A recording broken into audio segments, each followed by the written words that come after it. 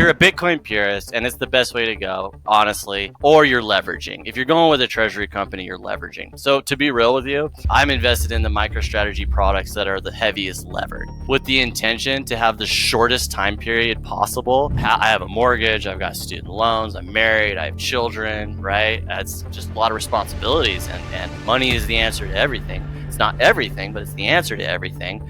But there's just this like deep thing in my soul. I'm not Robert Kiyosaki. I hate debt. And before I know it, in just a short amount of time, I go from just being this very worried guy to all of a sudden I'm like having this beautiful Christmas. My mind's just blown. I'm giving my family these beautiful gifts, and I've been a Bitcoiner ever since. So that's basically how I got into it. And I hope Bitcoin devours the real estate market, and I'm going to love it when it does. So I have invested since I was 16 years old. So I've always played with stocks and whatnot, not on any kind, more fundamental than technical. Real estate is not an asset any longer, especially not your personal house. Hi, Derek. How are you doing? Everything fine on your end? Robin, everything's going great. I'm with you, man. It's a great day. I woke up and just totally stoked to see you and talk to you. Absolutely. Thank you so much. Yes, sir. It was the first time around so good with you, and I was like, let's do it again. But for the few people that haven't catched the first episode of us, give us some background of who you are and why you're excited about Bitcoin. Absolutely. I'll just dive right into my Bitcoin story. It was, I go off of Christmases. So there was last Christmas and then the Christmas before. So less than basically 2 years in Bitcoin, I was in a situation where basically I had money, I had assets, but I noticed that I really wasn't getting anywhere and I needed to really change it up. And fortunately, just by, in a way, happenstance, serendipity, the exchange that I use Robinhood. I've been a stock trader since I was 16. I'm 38. So I have invested since I was 16 years old. So I've always played with stocks and whatnot, not on any kind, more fundamental than technical. But in any case, yeah, 2 years ago, I was just in a situation where I just noticed that my finances weren't really gaining any ground, even after being a guy who's worked for 22 years. I've worked since I was 16. And just thankfully, I'm on Robinhood one day and, being a naughty Bitcoiner right on an exchange, but that's where I got exposed to it. I see BTC, and BTC had always been in my head for probably like 3 or 4 years prior to that. And I'm very like open-minded and I love things that I don't understand. But I looked at the chart of Bitcoin 2 years ago, right before Christmas, and I just really liked what it was doing because I had the benefit of it running for over 10 years. So I bought some, and I actually bought quite a bit in my world. And I first got into Bitcoin when it was maybe just above 30,000. So it was like just over 30,000. It was kind of coming off of that big dip that it had come off of. And lo and behold, right as I purchased it, I just happened to be in where it went on a pretty nice run. And I go from, in a matter of like a month, Robin, I go from worrying about my finances, worrying about, I have a mortgage, I've got student loans, I'm married, I have children, right? That's just a lot of responsibilities, and money is the answer to everything. It's not everything, but it's the answer to everything. And I hit this Bitcoin, it just goes on this awesome, beautiful run. And before I know it, in just a short amount of time, I go from just being this very worried guy to all of a sudden I'm like having this beautiful Christmas. My mind's just blown. I'm giving my family these beautiful gifts, and I've been a Bitcoiner ever since. So that's basically how I got into it. And it's just been less than 2 years. Amazing. Bitcoin as the new tool for wealth creation. It's kind of almost a new American dream in a sense. 100%. Absolutely. You have also said you've been a naughty Bitcoiner. Yeah, I got to confess, dang it. You know what? It's funny because you come onto the show and you're thinking of all these things and you want to be righteous and you want to be like the holy Bitcoiner, and I'm doing all the right things, right? I'm running my own node. I'm doing all the things that all the people that come on your show talk about, and I'm just like doing the opposite. Well, here's what happened, Robin. So I went full like cold storage. I did learn how to put all my Bitcoin into cold storage. I wanted to learn that because I wanted to just play with it. I wanted to see how it moved and to see if it was legit. So I did get all my Bitcoin off the exchange into cold storage for a good matter of months. And I think it's just the nature of like me. I'm just like a very, I get bored, and cold storage was like boring in a way. Good boring. I mean, I'm watching the wealth just go amazing for savings. At this point, right? There's just no, if you're just looking for a savings account that is just absolutely incredible, you buy Bitcoin, you put it in cold storage, and it just grows. I mean, you become a wealthy person, and the more you put in there, the more it grows. And when it's volatile, you thank the gods of volatility because you know it's going up in the other direction. I love the volatility because it's volatility up. But I digress. What ended up happening was, MicroStrategy ended up happening to me, Robin. You know what, man? You know what ruined me? If I would have just never, if I would have just buried my head in the sand, and the moment I had all my Bitcoin in cold storage, just kind of moved on with my life, or put my intellectual power into actually something like righteous, like the node, like understanding the network better, turning it into a media of exchange, right? These are the righteous path. No. I went in the opposite direction because what ended up happening, I just got turned on to all these investors talking about the Bitcoin treasury companies. And it actually happened because after we spoke, I was inspired to start doing some YouTube content. I've always loved like content creation and had that spark in me. And I actually was making a little bit of Bitcoin content for just a little bit. And then in these comment sections, I get all these MicroStrategy people talking about like, well, do you think MicroStrategy is going to outperform Bitcoin? And I'm like, I don't know. I don't even really know what MicroStrategy is. So I start doing my research. In any case, here's what I did, Robin. So I've pulled Bitcoin out of cold storage in the last, this year. I've pulled a lot of my Bitcoin out of cold storage and sold a lot of it. There you go. I confess. I've sold Bitcoin. I'm there it is, man. And put it in to MicroStrategy. And some of MicroStrategy's, I suppose the word's derivatives. I've even gone into some of the more risky MicroStrategy products. But at least I have a reason. And here's the reason why I've been a naughty Bitcoiner and sold my Bitcoin and invested in the treasury company, which I'm going with MicroStrategy personally. I know there's quite a few out there now. But the reason being, if I can have some dignity left, is, I'm still trapped in the fiat world. Bitcoin has done very good for me, and I have money now. I can liquidate it for fiat. I've never even had fiat until I had Bitcoin. I've just had nothing. Now I have at least Bitcoin plus the fiat, but I'm still trapped in debt.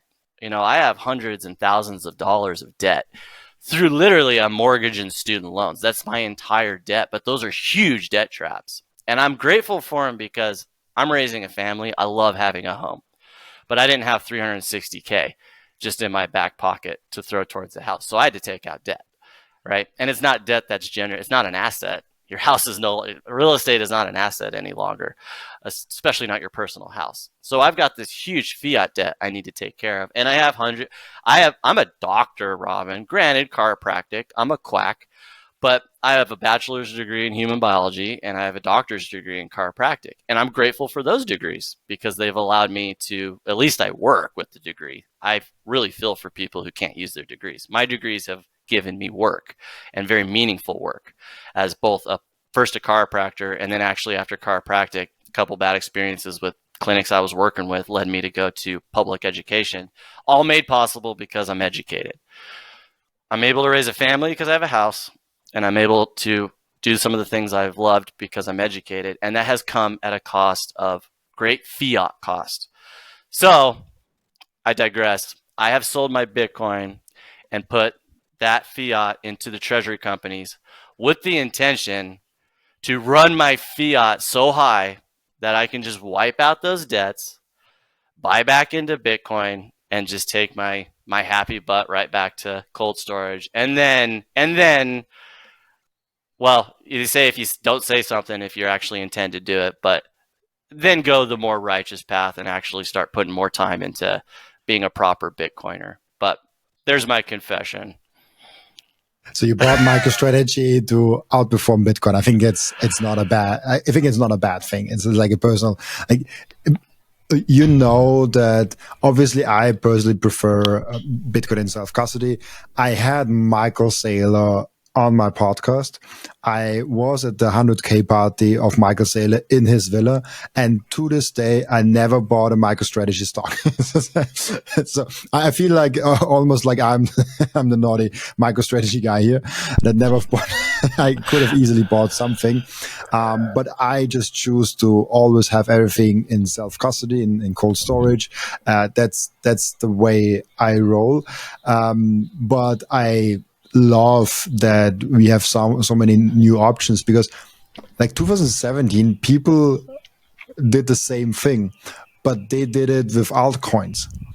And I rather have people doing it with MicroStrategy or like with some kind of product based on Bitcoin, and not with altcoins. And I feel like almost the treasury companies stole a lot of thunder from the altcoins. Like this cycle, I hear almost nothing from the altcoins. Like they're so silent. Like there are some Ripple guys in the comment section, but they are just like plopping away. I'm like, okay, yeah, like if you want to be with the banks, be with the banks, go down with the banks. It's okay for me. And nothing else. Like the Ethereum thing, I only hear people crying that their Ethereum went down. Yeah, obviously, if you should have listened to the Bitcoin maxis. So I don't have anything against that. It's your own personal decision. But it's an interesting one. You're still now mostly into MicroStrategy to like outperform Bitcoin over the next like 5 years. Do you have a plan of like, hey, like if I hit this, I sell back to Bitcoin, or how do you look at that? Yeah, absolutely. And you know what, Robin, your grace, I feel literally a weight off my shoulders. I'm literally talking to like the most legendary Bitcoiner. I know you're like the purest of pure, straight paid in I'm like, I need to go on. I feel better now. Thank you, man. Thanks for the grace and the love. Honestly, I'm going lightning fast because here's the thing. MicroStrategy is leveraging, right? Really, you're a Bitcoin purist, and it's the best way to go, honestly, or you're leveraging. If you're going with a treasury company, you're leveraging. So to be real with you, I'm invested in the MicroStrategy products that are the heaviest levered, with the intention to have the shortest time period possible to make the most. I mean, I want to get out as soon as I hit that degenerate return. I'm looking for a degenerate return. And to be honest with you, and the reason why it is better to be a Bitcoiner, because I'll fully disclose this for anybody thinking of doing the strategy I'm using. You need to be, first off, so patient, and you have to realize it's called 2x long for a reason, 4x long for a reason. You almost have to go against the grain in the sense that, like right now, I'm down against, if I had just held Bitcoin, especially this year for 2025, I had these high hopes of like, and I know Bitcoin's always going to come through, which gives me the conviction. When you have the conviction in Bitcoin, it gives you conviction in leveraging. But man, you got to either be a moron like me, like straight moron, where you can just hold through the brutality. Because when I was just only holding Bitcoin, you're just in the green and you don't leave the green. The moment you start leveraging, you have to be able to stomach red and deep red, because I've stomached some deep, devastating red this year and just held through it. That's why it's called long, leveraging long. So my strategy is, as soon as the leverage plays out, and it's going to play out where either the next time we talk, I'm like, Robin, I went to zero. I had to start over. And you have to accept that. That's another thing. I'm kind of jumping around. I'm just letting you know. I'm letting people know the mental process you have to accept if you're going to go this route. You have to first build a mental process that you're 0 to a million, because you're playing now the fiat games, right? And it's a stupid game. So you play stupid games, you win stupid prizes. So you have to go in with that mentality that, hey, I'm leveraging. I'm either going to 0 or I'm going to a million to accomplish a certain mission. So really, that's my strategy, is to stick with the leverage, fight through the red. I'm pretty much back to about even. And I saw some serious gut wrenching red this year, but man, you can't, as soon as you blow the plan, you're done, you're cooked. If you got to see it through if you're going to leverage. And the Bitcoin has your back, interestingly enough. So I'm going to let it play out. The goal is to, as soon as I hit that fiat number, that the thesis plays out, and I've outperformed the Bitcoin for the purpose of eliminating all these liability debts. And I actually spoke with some very educated people on, hey, hold your mortgage debt, right? It's just and I have a pretty good interest rate, and I even have a decent interest rate on my student loans, so I could totally just hold those debts and just make that minimum interest payment, and the Bitcoin could just outperform it. So the cold strategy, or the cold storage strategy, would have worked even better. It's just a longer timeline. But there's just this like deep thing in my soul. I'm not Robert Kiyosaki. I hate debt. I've just grown to just hate fiat debt. Even if it's stupid and I could play a better way, just having that out there, it just gnaws at me, man. It like just gnaws at me. So I'm seeing this leverage through until either I'm zero or I have enough fiat where I could just erase that debt, buy myself back into my Bitcoin, and then move on with my life and just be a Bitcoiner and not have this fiat debt ball dragging behind on my leg. So I'm out as soon as I can get out, but I've had to be very patient, and I've been in longer than I thought I would be, because I started playing this out in January, to be honest. I started playing this out in January, and now here we are in June, 5 months later, and I've been slugging it out in the leveraging war. And there's a reason why only less than 3% of people make money with leverage, because it'll test you, man. It'll test your guts. It'll test your conviction in the play. And you're either going to zero or a million. So if you're going to play leveraging, either you got to be like a genius or a moron, and I'm a moron. And but God has my back, hopefully. Of course. Man, I'm nervous, man, but it's zero or a million. I got to get rid of this liability that is just dragging me down. I need it gone. You're super entertaining. I love that. Thank you, Robin. And it's, I think it's, I have to paint the picture, because like Bitcoin for most people is super volatile and super risky. Like we do understand, and most of the audience understands, Bitcoin, it has zero risk. You just have Bitcoin in self-custody, and the only risk is you yourself fucking up your self-custody setup. That's the biggest risk basically there is. But then you look from the outside and you see the volatility of Bitcoin, which has come down a lot, might probably get more in near-term future, I feel like, but has come down over the past years. But then you have MicroStrategy, which has more volatility because it's basically a leveraged Bitcoin play. But then there are leveraged products on the leveraged product, which is MicroStrategy. So there is, I've like really almost zero clue about those things, but I heard about MSTX, I heard about Strive and Strike, and all about those MST products where you can have 2x leverage, 3x leverage, and all those things. I assume you have something like MSTX or something like that, where you have some leverage. But that's, like, you really have to be able to stomach that and seeing, like put a lever on the volatility and ask yourself, could you handle not just minus 10 in a day, but like minus 20 or minus 30 in a day? Because like could be there in a day. Like, are you really that convinced, not only in Bitcoin, but also in Michael Saylor and the management team? And you really have to have a big conviction there. So I kudos to you. Robin, thank you. And you know what? Thank you, man. Yeah, appreciate that. You know what? I'm a fool, and sometimes it works out for the fool. But again, you have to accept. You have to accept it could go to zero. If you're not going to accept, this isn't a daydream. This isn't like, if you can accept that you're going to go to zero, you just might make it through. But you know, it's interesting about that volatility, and the reason I am leveraging right now, because you made a good point, how the volatility on Bitcoin is coming down, and I think it's actually coming down pretty rapidly. And I feel like if there was a time to make the leverage play, it was now, because I feel like that volatility, as the volatility on Bitcoin dies down, the power of the leveraging dies down. And I think these leveraging plays are going to start just being to the point where there's really just no point. I think we're at this point in time, and again, this is a moron speaking, but I think that we're in a point in time where you could still, the leverage still means something in fiat terms. If again, you have to play, I have to play the fiat game. If you don't have debt, why play the fiat game?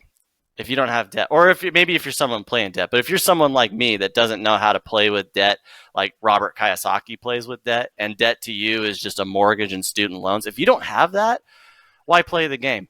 But the volatility on Bitcoin's coming down, so I think the leverage play is not going to be something that is even worth it here soon. So I feel like I'm just trying to catch the tail end of the leverage play while it works. But what's interesting about the volatility, and this is a lot of like, I've really appreciated. I've come in life to learn a lot about silver linings. Like I always look at life like there's always a lesson to be learned, and you learn more on bad days than on good days, and you learn more on things that punch you in the gut or the jaw, right? And what's interesting is I've always been a very highly fearful person and a lot of anxiety, and it's crazy too because like I've been really pushed to always put myself out there, like Marine Corps, all things to just test because I hate being afraid, and I grew up. A lot of fear. I've always just been a very fearful person, so I always go and try to do as most fearful things as I can to beat that. It drives me nuts that I have so much fear.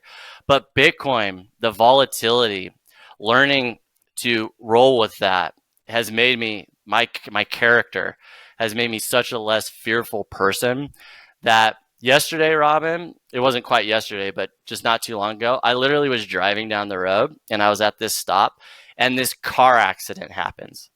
And my nerves are like so just dialed in now from being not only a Bitcoiner. You first learn to be the Bitcoiner and you deal with the volatility there. And now I'm leveraging with treasury companies. So then you learn to stomach that kind of, nervous system rush.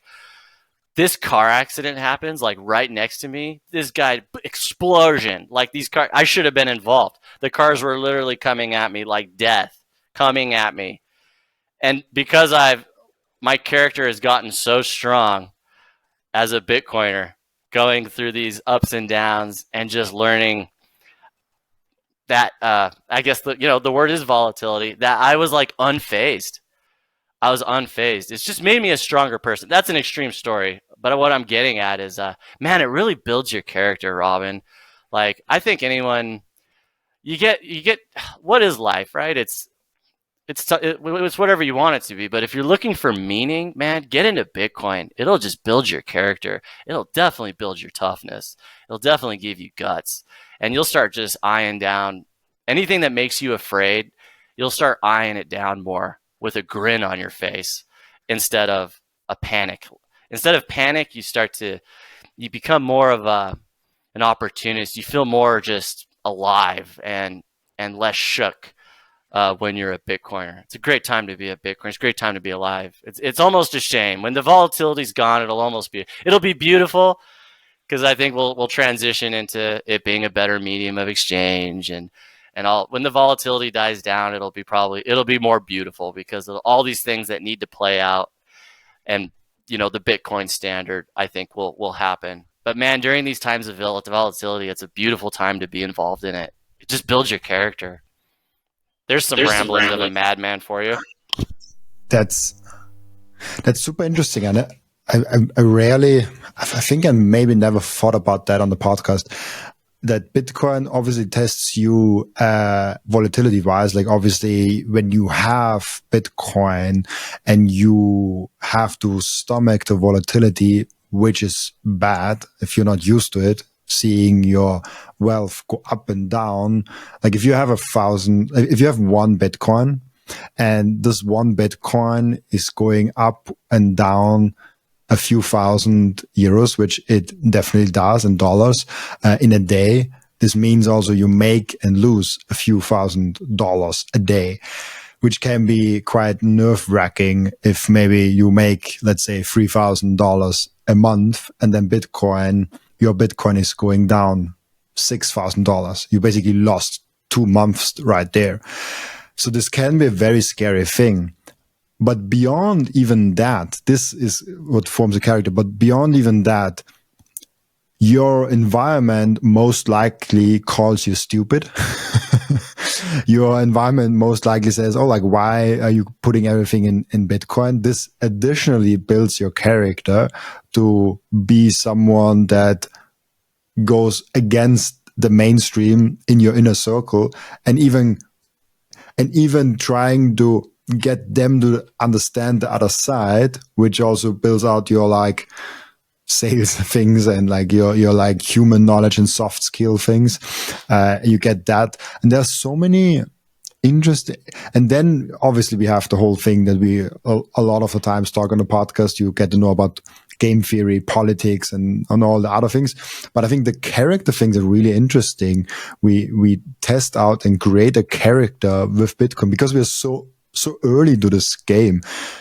I never thought about that part of combined with character building and with people calling you out and like calling you crazy, and then also the volatility. That's super interesting. Thank you so much for bringing it up, man.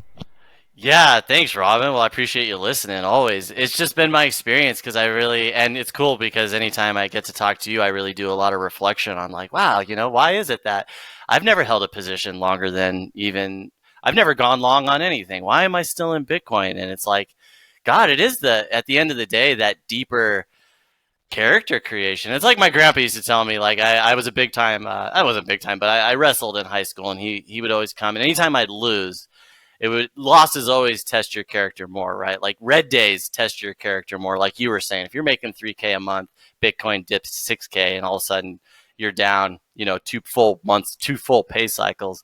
It's those times where you grow an inch.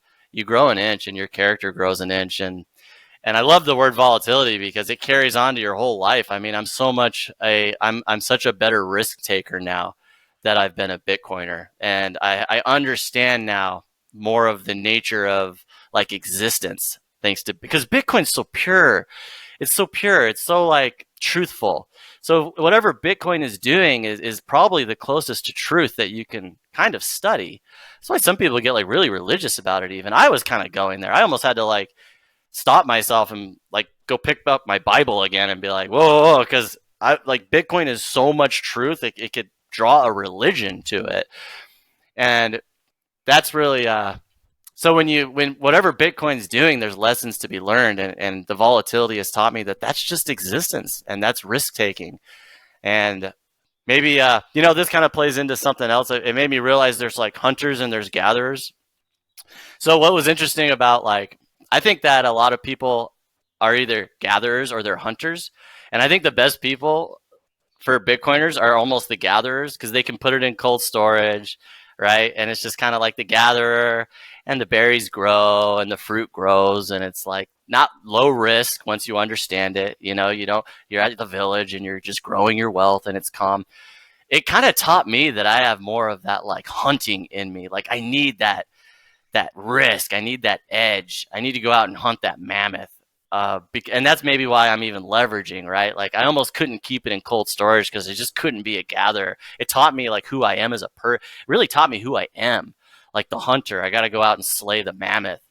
Maybe that's why I had a hard time just kind of keeping it in cold storage. I think I'll enjoy it more when you could spend it more easier and have it more of a Bitcoin standard and whatnot. Gosh, I had a couple other things, but my mind's going in a million directions.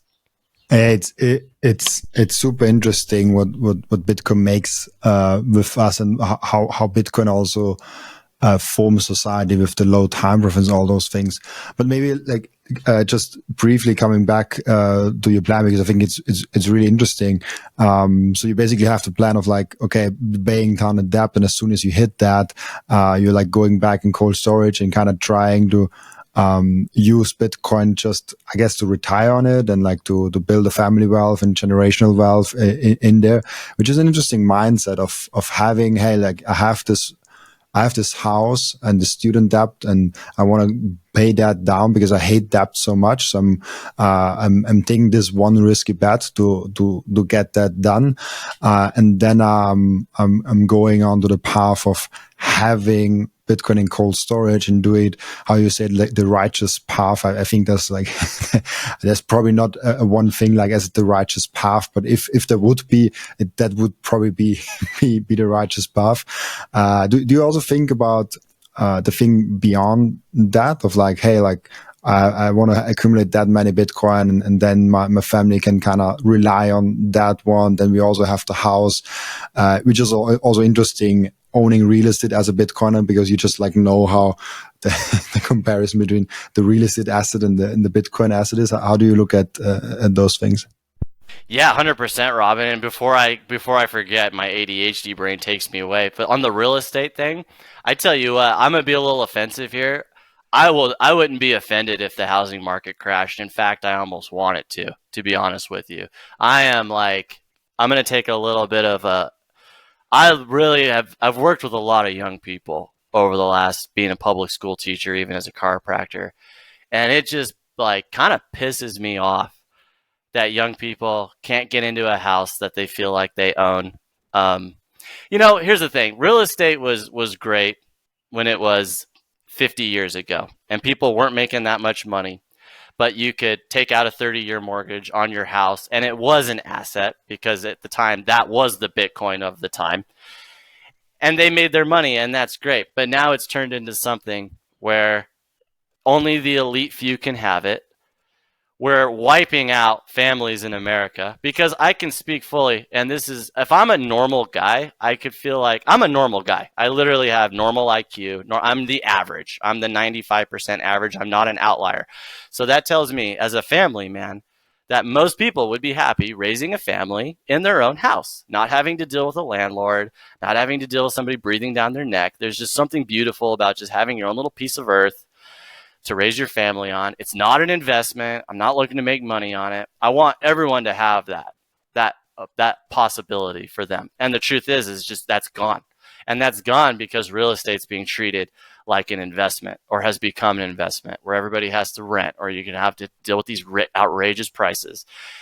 I could care less, Robin, if I ever make a cent off my house. I could care less. I'm just going to wipe out the debt on the mortgage and then move on from it. I could care less if my house drops to zero. In fact, I hope it does. So other people can have a house and have a family, because that's the meaning of life, especially for everybody, young men and young women. So it breaks my heart that people can't get into a home. And I hope Bitcoin devours the real estate market. And I'm going to love it when it does. And that's what, $300 trillion? Heck yeah, go Bitcoin. Devour. I love it. Let truth devour it. So my house is not an investment. My house is for me and my family to enjoy a piece of land, and I'll be here until somebody walks by and notices a strange smell because the old man on the street finally dropped dead. You know what I mean?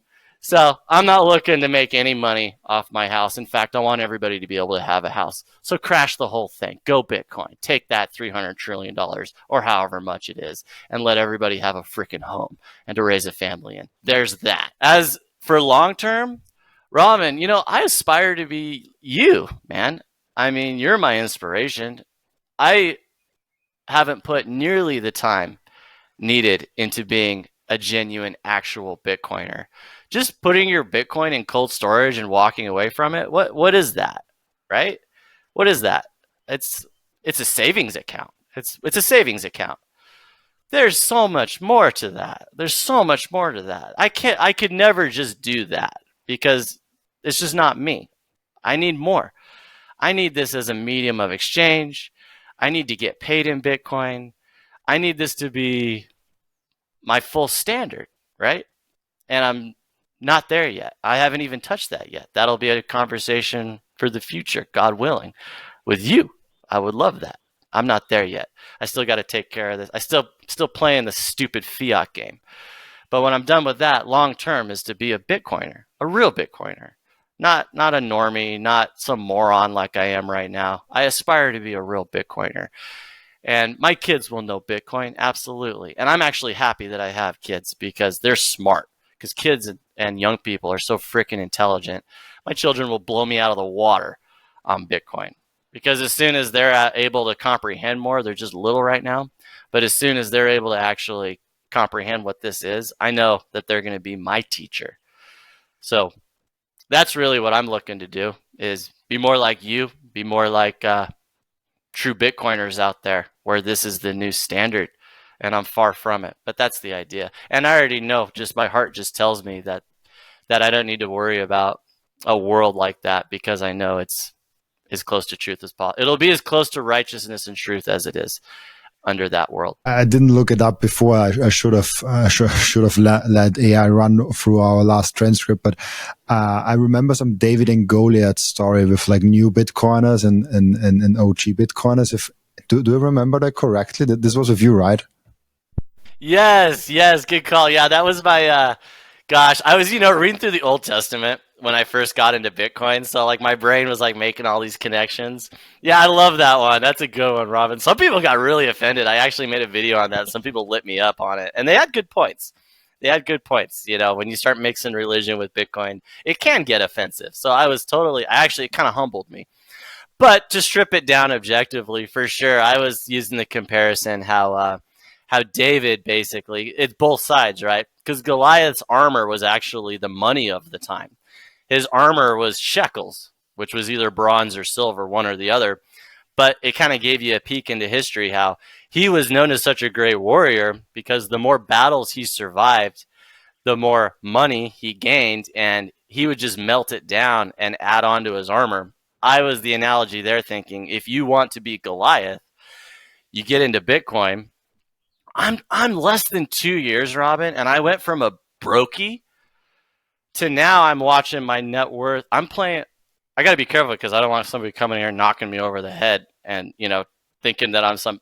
There's far more richer people than me, thank God. But I went from being a brokey to now like I'm playing with six figures constantly. I'm watching my net worth drop more than like my yearly wages from being a Bitcoiner for 2 years. You go from being a broke nothing on the battlefield to the longer you're a Bitcoiner, you become a Goliath because it's just like you said at the very beginning, it generates wealth. And the longer you survive in it and learn from it, you become a Goliath. Your armor just gets so head to toe, right? That was my analogy with Goliath, is that Goliath had to start somewhere. He didn't just have the armor right off the bat. I mean, the dude was an old 7-foot warrior that had been through so many cycles. His armor was a freaking inch thick. There you go. Become a Bitcoiner, go the longevity, and you're going to accumulate that wealth. And then on the David analogy was really just, you have to be able to, David's whole thing was everybody scrutinized him and doubted him, and he was a nobody, and he came from nothing. You wouldn't even know his father's name. And he was living in a time where everyone was fearful and no one wanted to go out. And removing Goliath as the Bitcoin analogy, but just looking at Goliath maybe as like the fiat system, or for me, maybe it's my debt, right? David was willing to go out there and literally die with conviction. He's the story of conviction. And then because of his conviction, he ends up becoming like the greatest king of all time. So the two characters, I love both characters in the story. And if it's an analogy to a Bitcoiner, it's that with conviction and with patience and time in Bitcoin, you will accumulate wealth and you'll accumulate status. Because before all this, Robin, you know what was the worst about being broke? Because I'm not a materialistic guy, not because I'm righteous, but just because ever since I was a kid, I like having nothing. Things stress me out. But what killed me, I'm very selfish in that I love to be generous because I get 10 times more. If I give somebody something and they get excited, whatever they're feeling, I'm on cloud like 9, 10. So I'm very selfish in that I like to give because I'm like, oh yeah, now let me see how excited you are. I couldn't do any of that until I became a Bitcoiner. Now, dude, my wallet is freaking this fat with fiat. Everywhere I go, if somebody begs me for fiat, I literally whip out. I'm like, dude, here, make it rain. Someone, hey man, I have this organization, I'm looking after dogs. You got any? Like, dude, here. Hey, my wife needs something. My kids need something. Christmas comes around. Like, I'm just loving all the generosity that I get to give because of it. So it just makes your life better. And there you go. David was a generous man, and I'm sure Goliath was too. But when you're broke and you have nothing, you're just nothing. And if you want to change that, get into Bitcoin. You're looking at a year and a half, Robin. A broke nothing to a guy who gets to be generous and have money, and people are looking at me, and my students in school are going, man, Mr. Kenney, I want to be like you. You're wealthy. I'm like, whoa, what? It's cool. That's amazing. All thanks to Bitcoin. It's incredible, Robin. I truly think if you give without asking or expecting in return that you will get more back than you actually gave.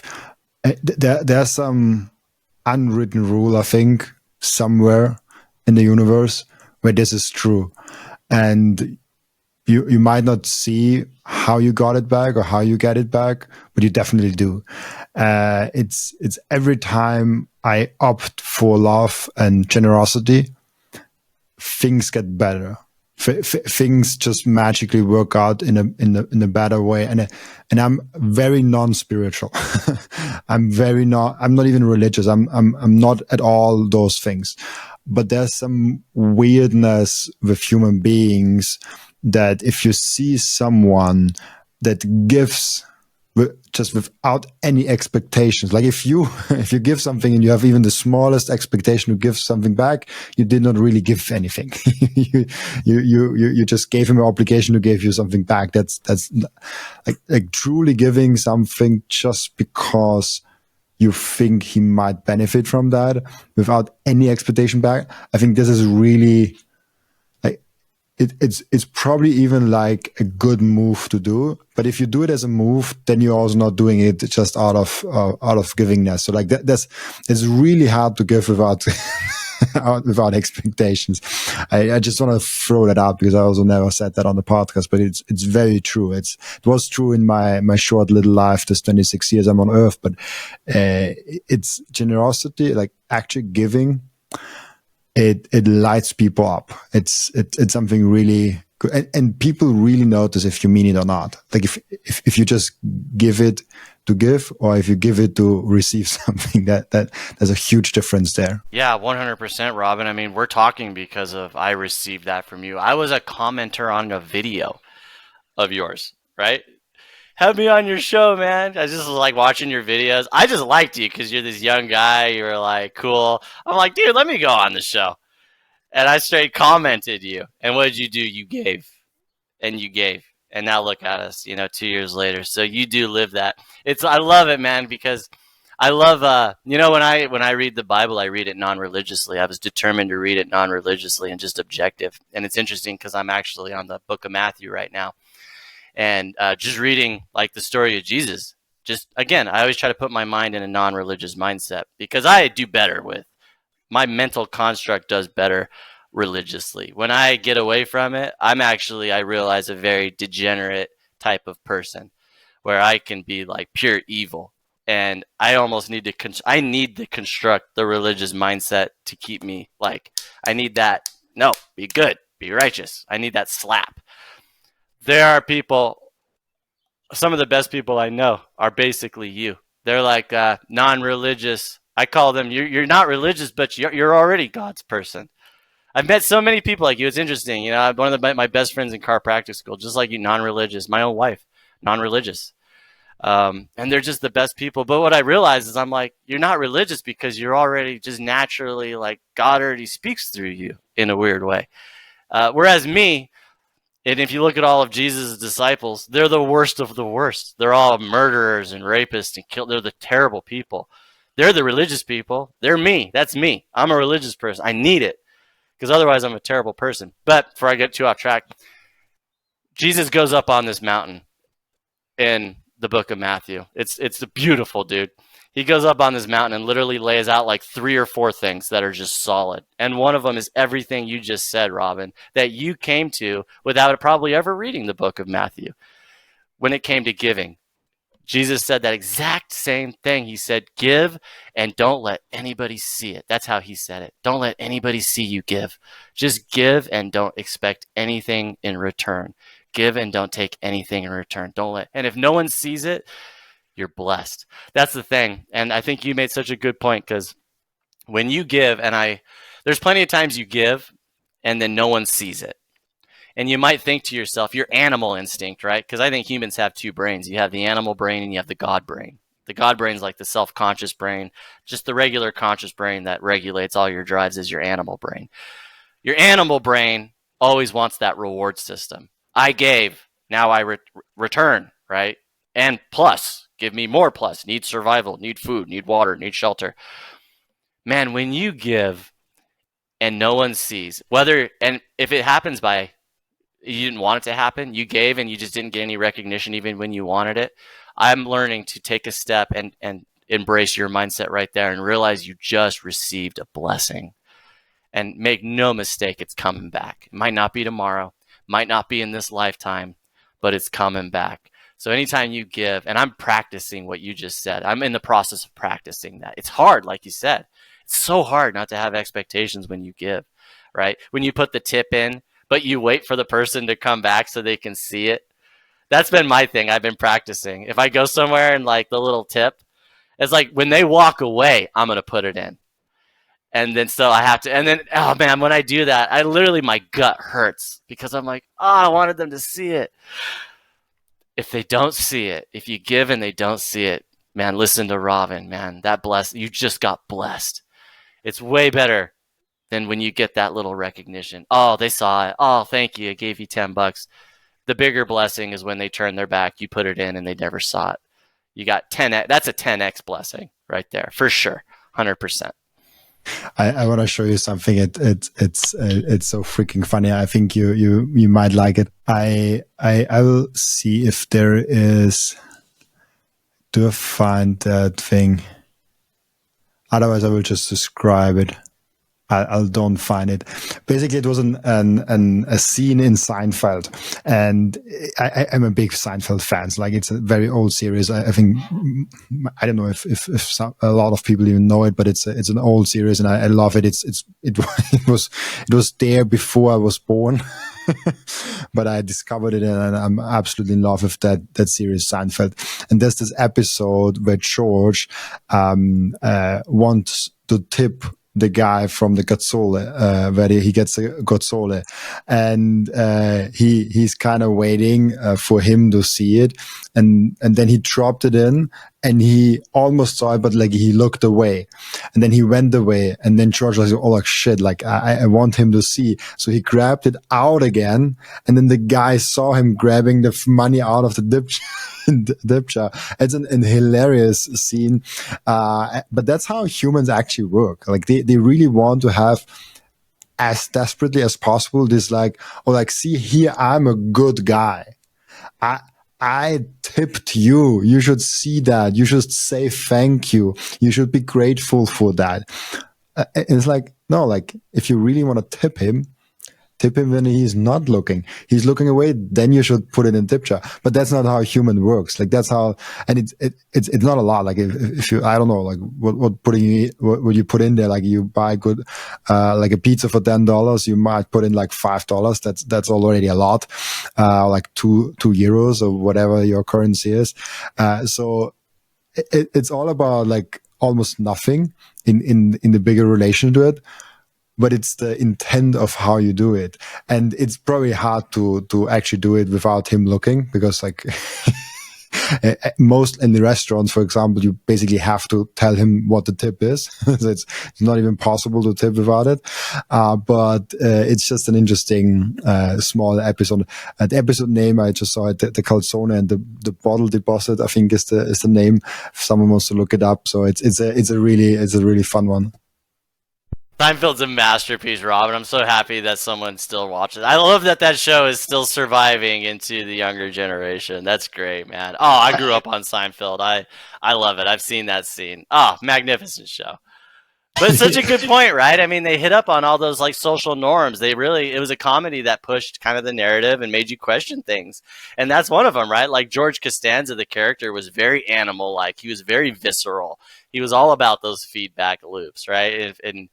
And it just makes sense for his type of character that he was the guy. He always wanted something back, right? George was an opportunist. He always needed, if he gave, he needed it right back and even then some. So perfect. And look at his character, right? He lived kind of a terrible life.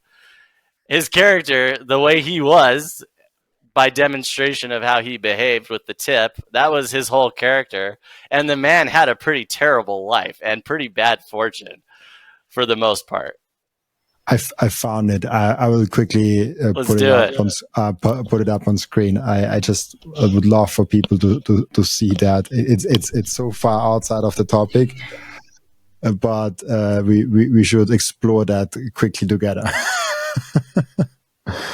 Let me share my screen, tap, bam. The first time I ever made any money, I got myself from that money a watch. And ever since then, I collect timepieces to remember times where I achieved some milestone. That's why I got the Bitcoin 2025 edition when I went to my first ever American Bitcoin conference. So for me, the Bitcoin watches from Coin Vigilante represents the time that we are living in. For every person that wears a Bitcoin watch, I know they are representing sound money to the outside world. Make sure to check out those amazing Coin Vigilante timepieces down in the descriptions. I love those watches so much. The most important thing for your Bitcoin journey is not buying Bitcoin, but it's how to keep them. And yes, you have maybe the right tools, but how do you actually go ahead and stick it all together so it's the most secure for you personally? Self-custody is a deeply personalized journey. And the Bitcoin way is helping you exactly finding that correct setup for you personally. They are also helping you with securing your own cybersecurity. And if you want to go one step above all that, you can even get a consultation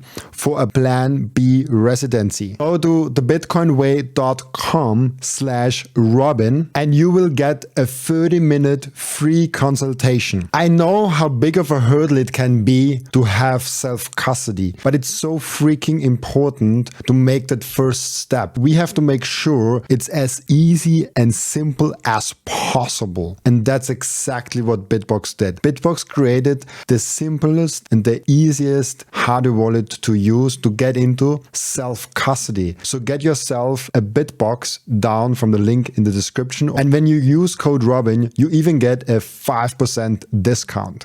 We have that scene. Let's just listen, see I think it is here. You see it? Got it, Robin. You know, my last name is Costanza. That's Italian. So you and I are kind of like countrymen. Huh? Paisanos. 650 you change. Ah, yes. And I always take care of my paisanos. So here's a little something. Antonio! Sì! Vieni qua! Questa miserabile pattone di cazzo! No, sono qua! Aspetta, guardatelo! Hey! You steal my money? No, you don't understand. I wasn't trying to take it No, out. I know what you tried to do. No. Now get out there. Don't come back here again ever. No. My pleasure. Look at my Perfect. Brilliant, Robin. Dude, you're sharp, man. That's cool that you made that. Isn't the brain amazing? How fast it can like retrieve a memory or a previous and make those connections so fast. That's cool, dude. And you're young too. Your mind's strong. I've watched it too many times. I feel like I think you that's got some the only thing. repetitions. That's beautiful. That's perfect. But So good. I want to take it back to religion and Bitcoin. Do you think that Bitcoin has some religious aspects, like that Bitcoin itself is kind of almost a religion? And I make, let's see, like what are the kind of characteristics that I see?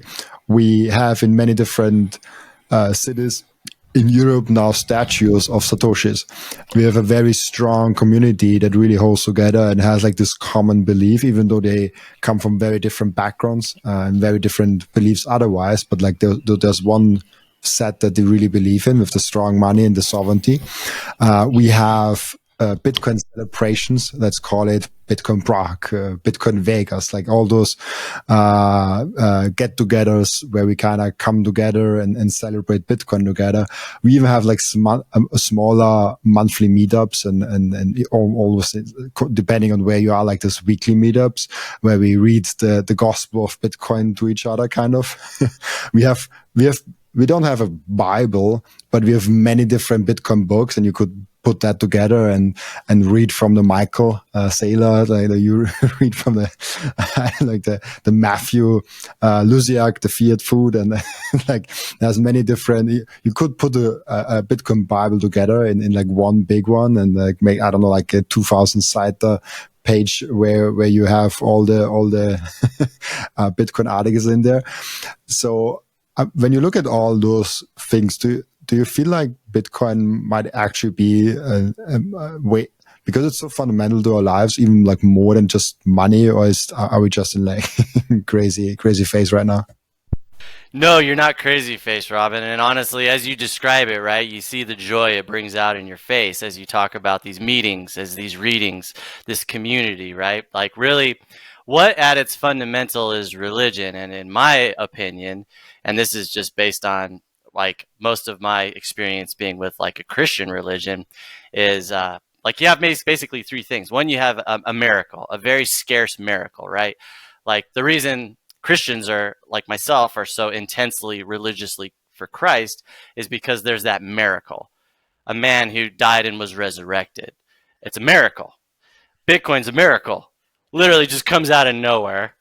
The guy that invents it or the people or the gal are gone, right? And it's achieved absolute scarcity. It was during one of your guests that they described absolute scarcity so well. One of your guests did that I actually like comprehended it for a second and the actual intensity of it. And I like literally spent the rest of the day like fervently just going like, oh my God. Like, okay, I know the Big Bang and I know the universe has been around like 10 billion. Like, I'm living in a time where a human or something created absolute scarcity. What? So there's the miracle, just like a religion, any religion that people get worship for, you have the miracle, right? So you have that part of Bitcoin. You have the miracle. So it makes sense that people would be drawn to it religiously. You have the salvation. As a Christian, right, you get the salvation of your soul because you have a man who died for you. So now you could go and live in mercy and kindness and happiness. And, you know, that's been a weight lifted off your shoulders. Bitcoin has brought salvation to every person financially that has gotten involved in it. I have watched every episode of yours for at least the last year and a half. At some point, I binge it and then I go and do other stuff for a while and then I binge it. I've never heard someone come on your show and not tell a story of salvation. I've never heard somebody come on here and diss on Bitcoin and talk about how they lost everything, unless they're like me and stupid and leveraging and doing all that dumb stuff. But even then, we're making money. Even us stupid leveragers are making ridiculous money. It's stupid. But there's salvation. So people find salvation in Bitcoin, right? So you have the miracle, you have the salvation, and then most importantly, you have the community. As you were talking about your meetings, Robin, you guys reading the white pages, that's the ones I know, maybe the books, right? There's some humor in there. There's some lighthearted humor of like, Satoshi Nakamoto and the statues. It's community. It brings people together where there's love and there's kindness. There's no better feeling. I weep, Robin, when I go, and I'm down to go. I've been to Islamic services. I'm a seeker. I'm happy to go to any service, any church service. I just grew up Catholic, so I gravitate back to where I'm comfortable. But when I'm in church and I'm around a community of people, especially during like the singing and the worshiping and everything that you just described that you do with your Bitcoiners, I can't help sometimes a tear just falls. The tears just fall, and they're joyous tears because the feeling of community is so powerful that it can evoke such a religious feeling out of you. The tears fall from your eyes. I wouldn't be surprised if somebody didn't have just joyous tears falling from their eyes at a Bitcoin meeting, just taking a step and just being like, wow, I'm around a group of people. We all love each other. We're all coming together around this miracle. We're not tearing each other's throats out. We're not dissing on each other for our skin color or culture. Like, we're here to love each other. Bitcoin absolutely has a lot of religious qualities to it. And the hope is, like with even the religion of tradition, is that it brings out the, and you know, it has a lot of religious qualities too, Robin, and in that it's violent, man. Like I'm on X, and dude, Bitcoin's violent on X. I mean, there's a violent sect, right? Religions have sects, like SECTS, sects of religion. For every beautiful group of Robin Seyr groups that are like kumbaya in it and just Bitcoining out and getting that beautiful religious feeling of it. Dude, there's some dark sects of Bitcoin too, where I mean, you just see the hate and the anger coming out. So it evokes powerful emotions like it does religion. So there's a lot of ties on both ends, because at the same time where people can come together and love one another over religion, dude, people will literally do the most horrible things to people over religion. And anybody who's read history, I mean, my God, I just finished a book about the Crusades. I could only read a few pages sometimes for what these people were doing to each other over their religion. And for how powerful Bitcoin is, I wouldn't be surprised if somehow the more violent sects don't start ripping people's guts out over it. Humans are violent. We're primates. We're advanced primates. We like war. We like to kill. And so Bitcoin can bring that out too. Yeah. The only thing that I want to say, in addition to that, I've met people that I've seen previously only on Twitter, and I thought they're extremely aggressive, but then they are so freaking kind and nice in person. So I feel like sometimes Twitter brings out a lot of emotions in us, but we definitely are extremely passionate about our Bitcoin, and you should not speak ill of my Bitcoin. Like there's this don't speak ill of my Bitcoin because I love it so much. And if you say something bad about Bitcoin, I take it personally. Yeah. And to some extent, we even need that because Bitcoin is so early on. We need those really passionate about Bitcoiners. I'm not one of them. I'm really passionate about it. Obviously, I'm talking every day about Bitcoin. But if someone talks bad about Bitcoin, I just recognize that, and if I have a good day, I give him some additions to why he might be wrong, or why I see it differently. If I have a bad day, I just ignore it. Good call, Robin. Turn the other cheek, right? Let the enemy slap you in the face and just say thank you, right? I think it's something bad to do. Like if someone says something really bad about Bitcoin and you are just agreeing to that, and oh, okay, yeah. And you are not correcting him, you doing him a disservice, because he gets Bitcoin later on only. So you make him buy Bitcoin at a higher price, basically, because he will have to buy Bitcoin or adopt Bitcoin at some point. I'm fairly certain about that. So if he doesn't do that, if he comes along and says oh, Bitcoin is so bad for the environment, and you are not challenging that at all, you're doing him a disservice. So that's why I said, if I'm not challenging him, I do have a bad day because I'm not ready to give with love. So I rather don't give at all because I don't want to give with hate. So I do see it's to some degree as a responsibility as a Bitcoiner to bring context and facts and nuances to the table when there is lines dropping oh, Bitcoin will not scale, Bitcoin is bad for the environment, Bitcoin is too volatile, all those things that we can talk at length why they are not good. But those are the things that are kind of really happening. Those are the mainstream narratives that a lot of people still have to this day, even though if you really look a little bit deeper, you see it's not like that. But yeah, we don't want someone to speak ill about our Bitcoin, I guess. Yeah, and you know what, Robin? Just 100%, man. And just I love now that we're on still the religion.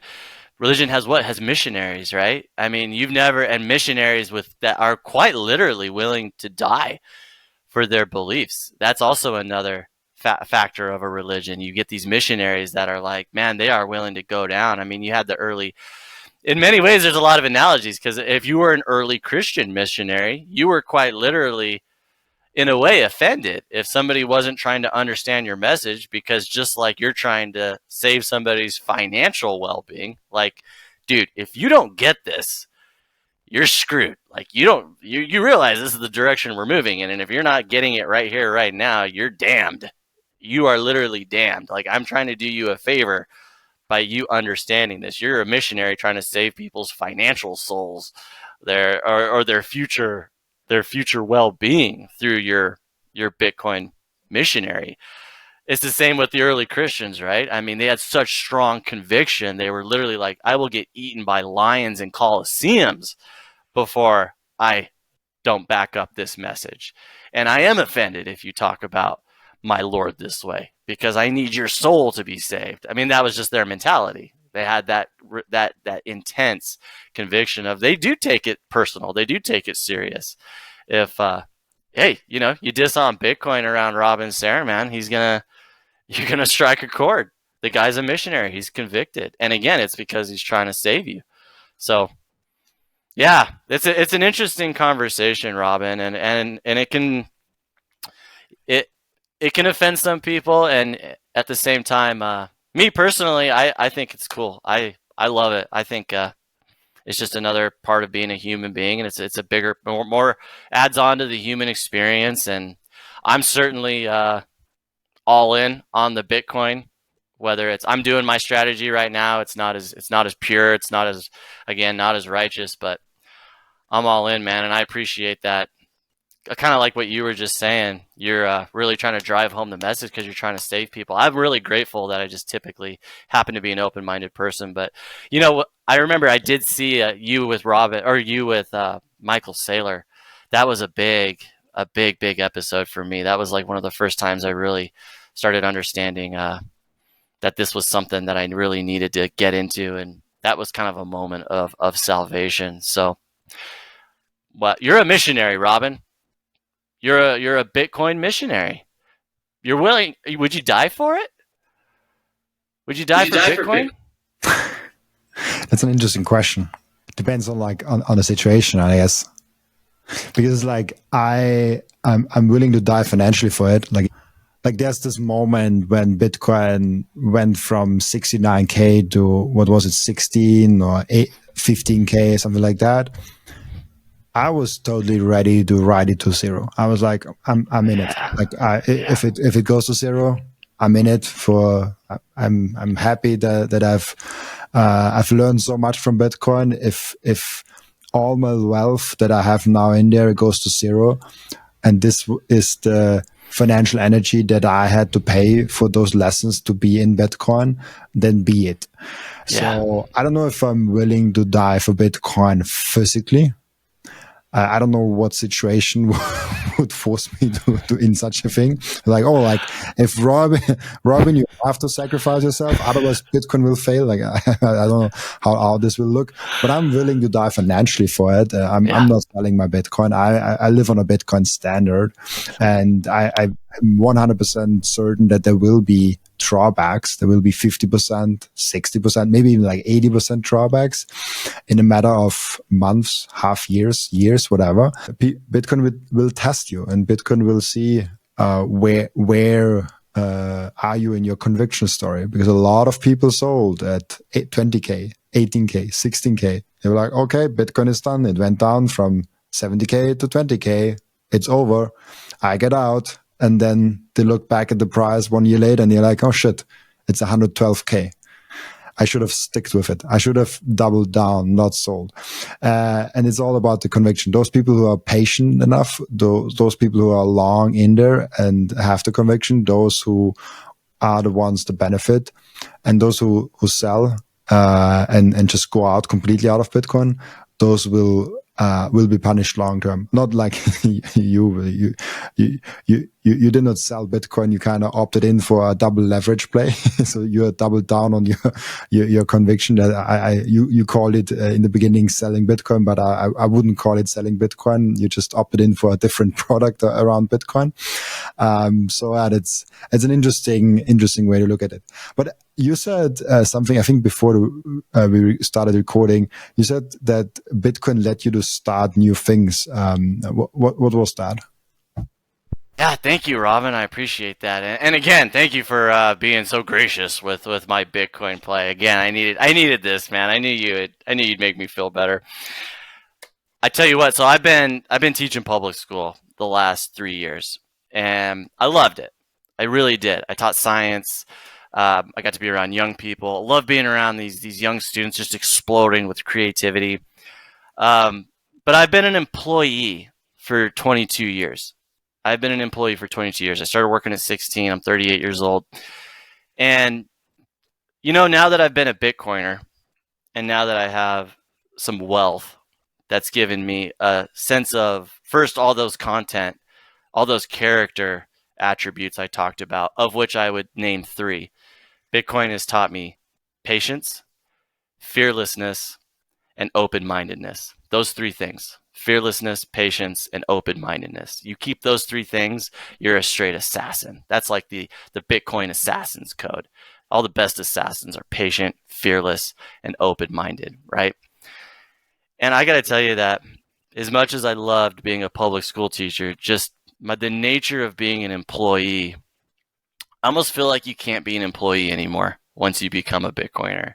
You just struggle with, because here's the deal, as noble as teaching is, and there's nothing more noble, and I've done a lot of things, Robin. I've been a soldier, Marine, whatever you want to call it, soldiering, been a war fighter, been a doctor, been a lowly shelf stalker for grocery stores, sales, hospital employee, roughneck, drilled water wells, greenskeep. There is nothing more noble than quite literally being a public school teacher, where you just open your doors and you say, bring them in, bring in the kids, and let's get to work. Nothing more noble. But even with that, when you're an employee, it's not a 40-hour week.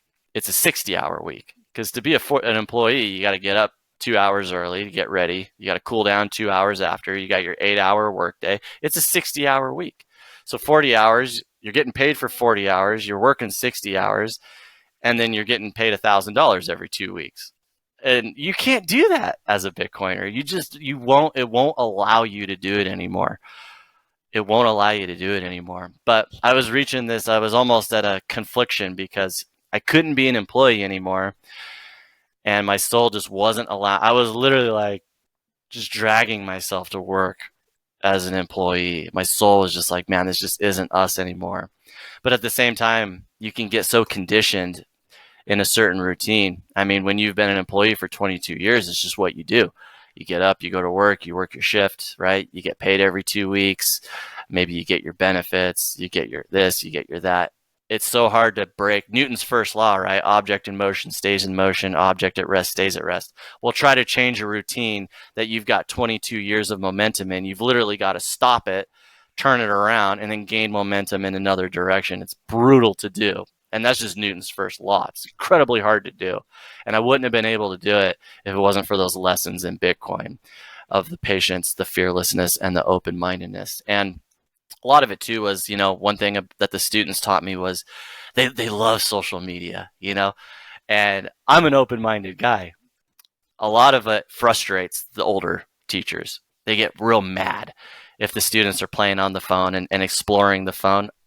I felt like if every single one of them is doing it, they must be onto something. That's the future. If the young new generation that scientifically has the highest IQs, that has the highest creativity, that's going to be tomorrow's leaders and commanders, it's not, I don't fight the wave, I join the wave. So they're all on their phones and whatnot, and instead of me, because they're respectful, they still learn the stuff that I'm teaching them when it's time to learn. I started learning from them. What are you doing on here? What's going on with this? Teach me, right? So they're teaching me like TikTok, Instagram, all these different social media platforms. And I'm a little all over the place. But what's interesting is my whole life, and like I said, I always look at the silver lining. In teaching, what I learned that I really enjoy is I love having a little classroom space. And then I love having like the students just be able to have kind of an open conversation. And I taught online as well. And one thing I loved about online was you're basically streaming and then the students are in the chat. So you're doing your thing like this on screen and then the chat's just kind of running wild and they're having their fun. And I really enjoyed that. It kind of reminded me of, like, I love the thought of those old Greek philosophers that would just open up their schools in Greece and anybody could kind of come in the forum and talk philosophy and talk about existence. And I wanted that. But I couldn't have that as an employee because there's so much bureaucracy and bosses and administrators that really stifle your creativity, that can stifle your philosophy. I don't just want to talk about science with my students. Long story short, I made a huge change. My teaching contract ended like 3 weeks ago, and I just went all in on a social media company, a movement, a kingdom, whatever you want to call it. Vital Command. That's the name. That's my movement. That's my purpose, my mission. And really what it is just anything that empowers. I really want people to just feel empowered and live purposeful lives. And however I can help in that, I want to do that. Whether it's just listening to somebody or offering some kind of advice, whether it's good or bad. Vital Command to me is about empowering people, just like Bitcoin. Bitcoin empowers people. I want to do what Bitcoin did for me for people. I want to empower people. So that's what Vital Command is. And I found that the best way for me to do that was to create all these this huge social media infrastructure and really focus in on the live aspect of it. I love the live aspect of it. Being able to open up a live room and just, hey, kind of like Diogenes. Diogenes was a great philosopher I loved in Greece. He's one of the first guys to just like open up his school. Anyone could come in, slave, noble, just come in and let's talk and learn. That's what Vital Command's all about. So I'm all in on this social media company where essentially I just enjoy opening up my live room and being the host and listening and learning and talking and making little lessons and creating content to post for people to think about and provoke thought if they want, or they can provoke my thought. Just today, I was on this morning before I was with you for an hour in my live room on TikTok. I met a freaking doctor in engineering. I met people from Pakistan, from India, from Serbia. This guy from Serbia taught me all about this Serbian music in 1 hour. I meet all these people around the world teaching me things. I got this little lesson drawn on that whiteboard that I was just sitting at. I moved, by the way, because the guys are working on, they're doing their landscaping, so it got a little loud. Robin, I made a big change. Long story short, I know I'm all over the place, but I was inspired to just make a big change, really listen to my soul, really do something that is both feels challenging again, to where I'm not waking up dragging myself to go do it, because that's what employment was turning into, me waking up and dragging myself into it, to where now I'm waking up excited. And actually the work is harder. I'm actually more tired than I was as an employee because I'm pushing my mind harder. I'm pushing my creativity harder. I'm so excited that I can't even sleep at night because I already want it to be 6 a.m. so I could get my kids to school and like get into my live room and open it up for people to come in, because I'm so hungry to run these live chats and run Vital Command and see where it's going to go and just enjoy my life. And it's great. And it's been going, I just started, right? It's been 3 weeks. I stopped being employed literally 3 weeks ago after 22 years. And I'd call it now self-employment. I wouldn't call it entrepreneurial work or anything like that. It's self-employment. But I love the word self, right? Finding yourself. I'm finding myself at 38. That's powerful, dude. Truly finding myself at 38. It is it's beautiful, man. This crucial moment of, if you want to get to the other side of entrepreneurship and being a leader in some space, you have to take that one small step back, which is called self-employment. And I call it a small step back to make later 2 steps forwards. And I'm not at 2 steps forwards. I do have part-time freelancers working with me, but I'm far away from an entrepreneur. But I made that small step backwards, literally a year and 2-3 months ago, because. So why do I call it a small steps backwards? Because you are basically still having a job and jobs pay, but you have to care for everything. So your mind is already entrepreneurial and you have to care for the infrastructure, the processes and everything that you don't have to care for when you are an employee, but you're also doing the work. You're also doing the tasks, the creativities, the all the things that a company has different employees for. So you definitely make guys a short step back to maybe later on, if you're successful, make 2 or 3 steps forward. And what I've found is the most dangerous things towards those steps are the distraction that come your way that are positive. They're negative distractions, but like if you are passionate about something, you don't let yourself distract by negative distractions, but positive distractions of a company offering a job that a year ago you would have died for. I literally have job offers from companies that I love, and the jobs are really good. And a year ago I would have been like, let's do it. Like right this second. And now I'm like, no, actually, I'm building something bigger here, and I don't want to take this position, even though I would earn more, have more comfort, and probably have more time also with the family. But I'm sacrificing today for something bigger, and I think that self-employment journey, and hopefully I get to be an entrepreneur at some point in my life. That entrepreneurial journey, so I can also report from that, is something deeply meaningful and deeply I've already said it before, I'm not spiritual, but I think it's a spiritual journey where you discover yourself and you discover your demons and discover what works good in your body and mind and what does not work good in your mind and your body. Robin, I'm literally hanging on your every word. I'm nodding, not out of like, yeah, been there, done that. I'm nodding out of just absorbing everything that you're saying, because the journey that I know you've been on now for years of all this experience, that you just literally dropped some pearls. That was pure pearls. Years of experience talking, right? With years to go, to a guy who's just been doing it for 3 weeks. I nod because I'm just hanging on your every word and already seeing bits and pieces of that. I'm 38, so I've got a little bit. I was an employee for longer, and I am so grateful because I learned so much as my time an employee. There's a season of everything, right? You entered your season earlier than me.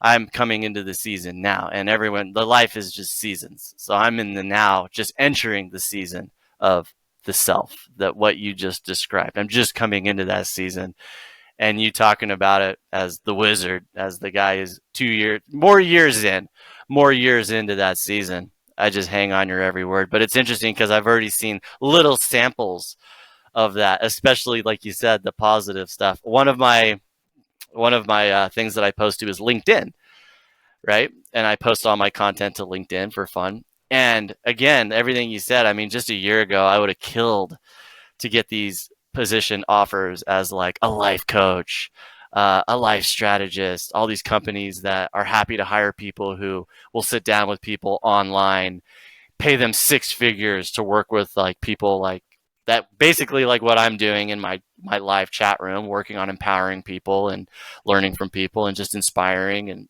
providing ideas and inspiration and receiving it.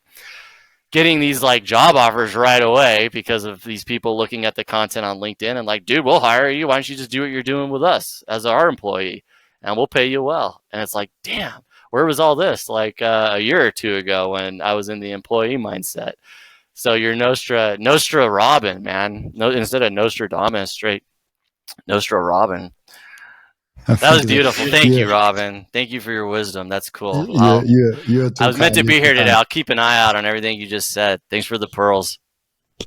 Yeah, it's a crazy. You are too kind, man. Like I got a lot to make up for, Robin. I'm trying to get to heaven, dude. I love that. I have one question that I ask each and every one of my returning guests, and the question is, what have you learned since your last podcast episode with me outside of Bitcoin? Well, I tell you what, I've really learned. You know what? I've learned a lot about that. You will grow more. I've truly learned that there are no accidents, Robin. I have conviction that there are no accidents. The last time we spoke, I was working my dream job. I was working as an online school teacher, which was perfect. It was remote. My students loved me. My boss loved me. I had the best boss. I had the best admin. I had the best setup you could possibly have. I would have done it the rest of my life. I woke up every day happy to go to work. Every day happy to go to work. And you know what? Out of nowhere, it just ended. It just straight got its funding pulled for just money reasons, fiat reasons, right? Gone, just gone in one day. Everything can just come to an end in one day. And, when I was working that job, I felt like from the deepest of my heart, I'm like, wow, this is it. Everything I've worked for in life has led me here. I'm getting my due finally, getting to just stay home and work at home. I get to be with my wife and kids more. I'm saving gas, tons of time. I love my job, my students, everything's going right. And then it just came to an abrupt, devastating end. And it was just cast right back out into the wilderness. And you know what? You can take that. These things will happen. And it's easy to, if it doesn't happen by accident, though, nothing happens by accident. Because now, where I'm at, and that happened a year ago, here I am a year later, and it's honestly been a brutal year since then, from that time period that everything came crashing down. But it's interesting that we're talking today, because just in the last probably few months or so, as things started to play out even more, as you see time go on, these things that seem like you just caught a really bad break, or the universe is truly just cold and dark and suffering and there's no point to it all, and no, it's not. There are no accidents, Robin. Everything happens for a reason. I wouldn't trade. 100%, if I went back, I wouldn't have it any other way. That job needed to end. That needed to be taken from me. That needed to be torn from me. I needed to feel that. I needed to suffer that loss. And that's not the only one, man. I mean, I'm someone who, when I was 16, my parents went from just being a happy family to just gone. Found out my parents were both having an affair. Divorced, left for other families, right? Gone. No parents anymore. Gone. Well, just time and time again, I've seen so much beauty end in just one day. I've seen years of beauty die in one day, followed by then years of suffering again and again and again. But it always teaches me, and I really drove it home from the last time we talked until now. I was the last time we talked, I was on cloud nine, man. I was so freaking happy when we talked. I'm happy again. You caught me again you always catch me on a good one. You're just a good energy for whatever reason when I run into you. But specifically from the last time we talked, it happened again, man. My happy little perfect, beautiful world was torn from me again. I went back into the suffering and pain cycle. And then once again, I just learned, damn, happened for a reason. There's no accidents. There's no accidents. Just let it play out. Just have faith. Have faith in the process. You don't need to be religious. You don't need to be spiritual. Robin's a great. Look at these two guys of an opposite coin: a religious zealot and a non-religious guy. But what do we both do, Robin? I think we've both learned to trust the process. Trust the process. I never truly trusted the process until this just last devastating thing that happened between the last time we talked. I trust the process now. That's what I've learned. Trust the process. See it play out. And you're going to die anyways.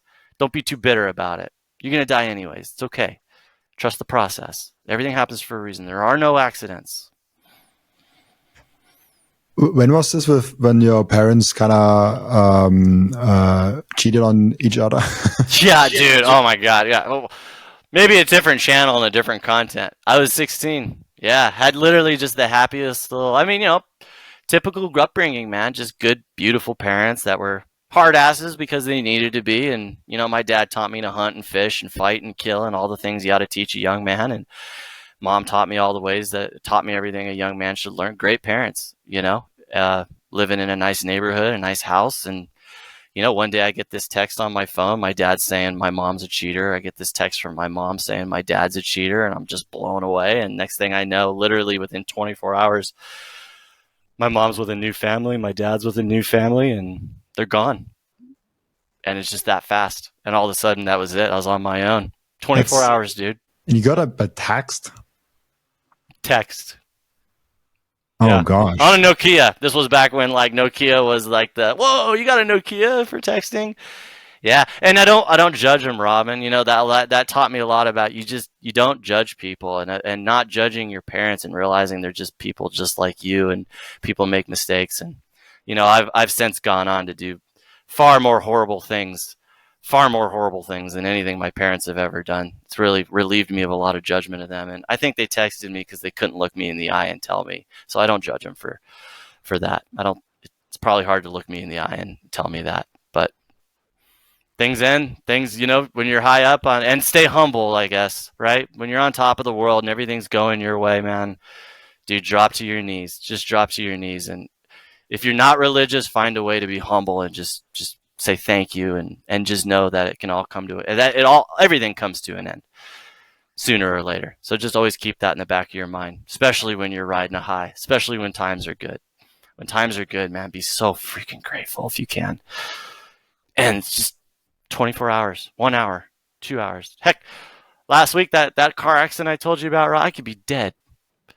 It's straight up dead. I watched a literal insane car accident a week ago. It happened right next to me, inches away from including me from my driver's side door. That fast. And I was driving home with the happiest smile on my face, thinking about having family with my dinner. I got this beautiful wife, beautiful kids, and beautiful life. And boom, could have been gone in just one freaking second, man. Gratitude and trust the process, and take the suffering, take the pain. Take the pain. Look for the lesson. Feel the lesson will reveal itself. A lot of people are suffering. Dude, been working with young people now 3 years. They're suffering, Robin. The teenagers, especially in America, the young people in America, they're suffering deeply, deeply, deeply. And I just emphasize, you're suffering. It's okay. Go through the process. So I try to be there for them. That's why I like to be Vital Command. I like people to just be able to come to me, especially the broken. A lot of broken people are coming to me. It's interesting. And it's almost like it's for a reason. So I could look at them like a shattered man. And I'm a shattered, degenerate, pathetic man, and just be like, dude, just go with it, man. Trust the process. It's cool. If the universe gives a guy like me beautiful things, Bitcoin, right? Robin, Seyr, the woman I'm married to, a home, a children.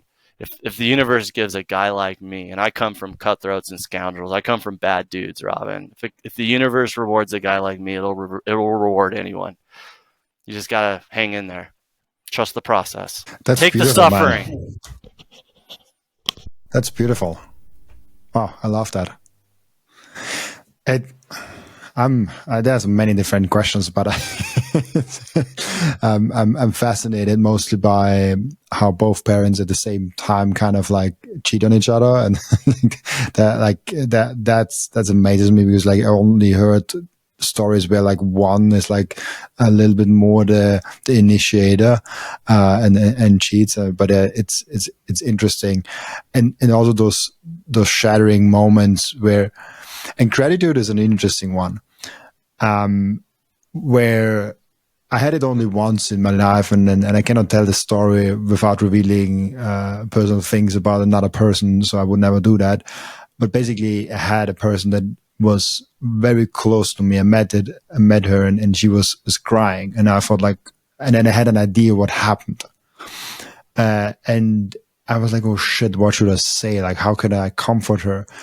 And then she told me what happened, and it was still bad, but it was way better than what I've imagined. And I just smiled because I thought this very bad thing happened. This very, very bad thing happened. And then I was like, okay, it did not happen. And I was just smiling, and she was like, why are you smiling? Like, because I thought this happened to you, and now I see that only this happened to you. And even though this is annoying and bad, but imagine this would have happened to you.